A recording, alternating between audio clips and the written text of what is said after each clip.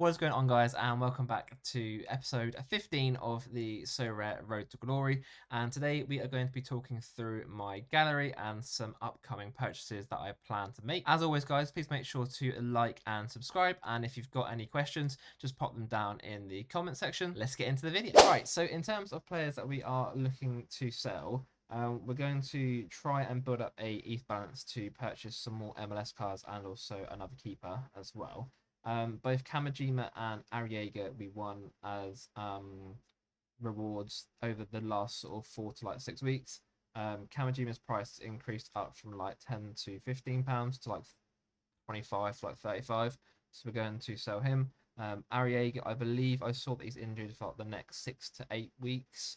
And yeah, he wasn't worth much anyway, so we're getting rid of him. Milos has just come back from injury.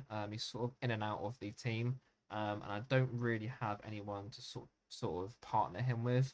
So I'm going to sell him.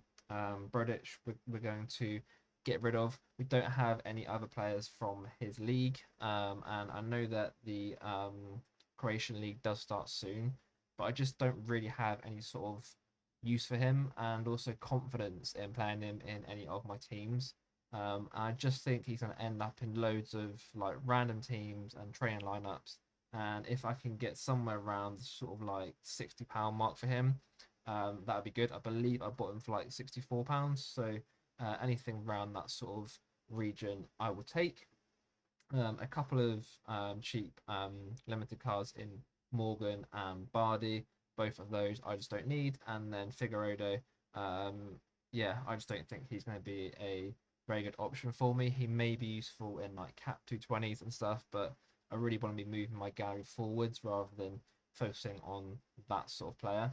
I believe I tagged this up and it was about 200-ish pounds, maybe a little bit less when you sort of take off fees, but anywhere from that like 175 up to yeah like £200, I'll happily take for all of that. And the main reason that I'm selling all of those is to actually fund a new goalie purchase. And we have two different routes which we can take with this. Both of them involve older keepers just because they're a little bit cheaper. I guess we'll start with the MLS route first. First is Brad Guzan. Currently, the last two sales are like 158 and £164. I know that obviously he is 38 and there's a bit of doubt about his contract situation, but you know, they've got, I believe it's 15 games left. And I do also have Brooks Allen as well, which I can then partner him with.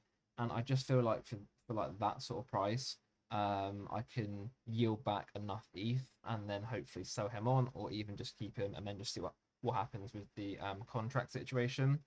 And that's similar, basically this sort of same situation really with Steve Clark. He's a little bit more expensive, around that sort of like £230 mark.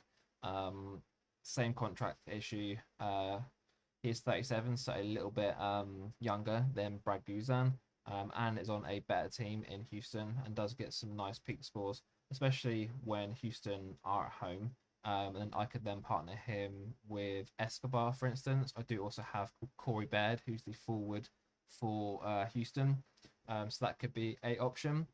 And then I was then also looking at options for next season, and I do have quite a few players from the SPFL, and I was looking at prices for keepers, and David Marshall's price just stood out. He's been a sort of undervalued keeper for quite a long time, and I know that Hibs last year weren't as good as what they should have been or what they have done in like previous seasons, but he does hit some nice peak scores.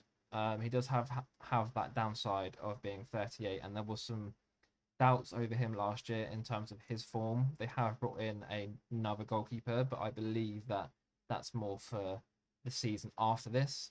And yeah, I just feel like for his price range, it's worth the punt really. I do have Joe Newell, who's the midfielder for Hibs, and I could then buy Hanlon from them as well and have a little Hibs stack. And yeah, I could then chuck this into like cap 240s, and it just gives me another option really moving forwards. And I guess this choice really comes down to whether I want to have a third keeper for MLS from now to the end of the season, or wait a little bit longer, get David Marshall in, and then that will then obviously carry me through to the start of the next MLS season.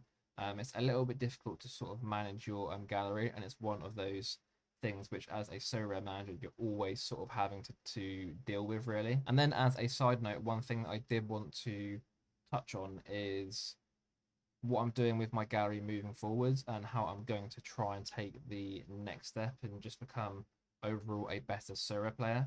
Is if we have a look at my cards here, we do it on roster prices. For me, I don't really have any stacks, so I'm going to start to actually focus on that when this loads up. Maybe it isn't going to. Maybe it's just going to mug me off. Sorare data.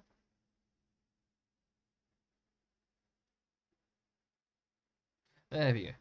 It's alive. So yeah, we'll just do it on here. If we have a look at our rare goalkeepers, we don't have anyone to pair with Stuver Johnson or Sehik, so I'm going to buy Cascante for Austin to then pair with Stuver. And then we'll have a look at who we can get for Toronto to partner with Sean Johnson. Normally that would be Matt Hedges, but he is injured. They do have quite a good left back, Toronto. I can't remember his name. Maybe Beretta or something along those lines. I'm probably butchering it. Let's have a look at them. Petretta, this guy, who can get some decent scores. Yeah, some like nice peaks there. A few DMPs, which does worry me a little bit, but I'm hoping that's more sort of injury based.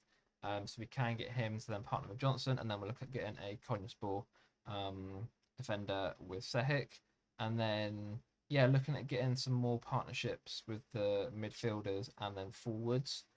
So looking at, for instance, Westwood, maybe pairing him with Swiderski. Joel Newell, I've already talked about going with the goalie, David Marshall and Paul Hanlon, and then maybe one of the Hibs forwards. And then we can also look at maybe Storm for Mechelen to then pair with Harrimans. We do have quite a few forward options which we could look at pairing with different people, but overall we're just sort of focus on trying to get a few more stacks in there and increasing the synergy in the gallery. I think it's one thing that we can all be sort of guilty of is going on Sorare data, finding lots of good players for their price range and players that score well, and then buying them. But then when you look at their fixtures and how they sort of match up, you have this really sort of mix and match gallery, and it means that on like certain game weeks you'll have 3 players, 4 players, and never have those full teams. So I'm really going to try and focus on sort of tying everything into one well organized gallery rather than just this sort of scattergun approach, really. So it'd be really helpful, guys, if you could let me know in the comments, what would you do for the goalie situation?